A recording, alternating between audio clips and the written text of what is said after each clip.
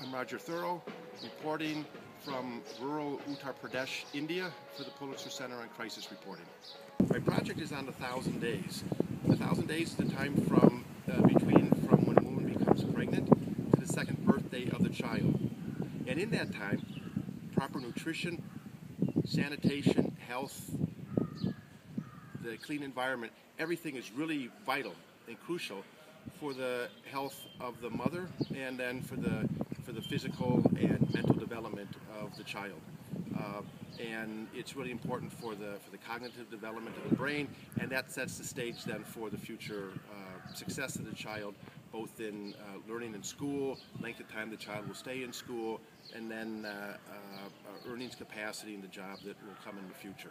So it's a critical time of human development.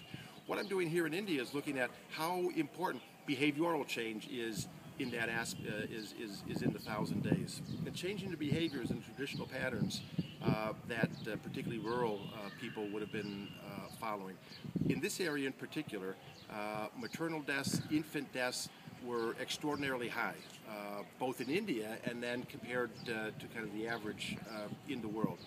A group called the Community Empowerment Lab set out to change that, and fundamentally to change that through behavioral change. And what I mean by behavioral change is that the women who traditionally would have the baby at home and give birth in their little houses, better for them to come to a institution like the hospital behind me.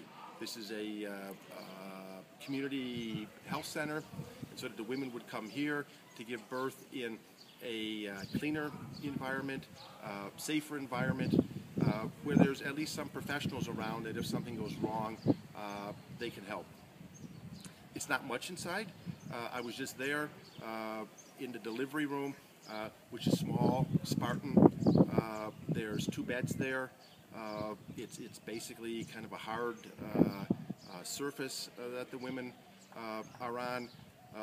But there's some instruments there, and there's midwives and nurses there that can assist with the The maternity ward then, where the women stay afterwards, there's only 4 beds there.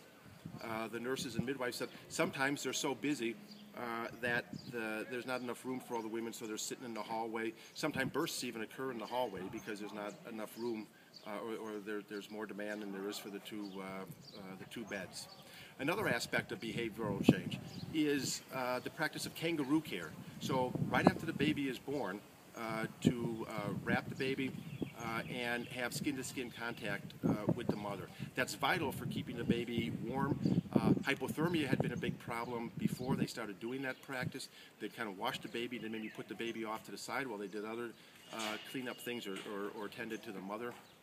And then the baby was often exposed to hypothermia, causing other physical problems and often leading to death. A third avenue of behavior change is immediate breastfeeding. And that's really important because traditionally, the moms, influenced by the traditional practices and what the mother-in-laws would say and other people in the community, is that the first breast milk should be discarded because it was dirty or polluted in some sense and needed to be cleansed like the rest of the body after the birthing process. The thing is that initial breast milk and the colostrum is really rich in nutrients.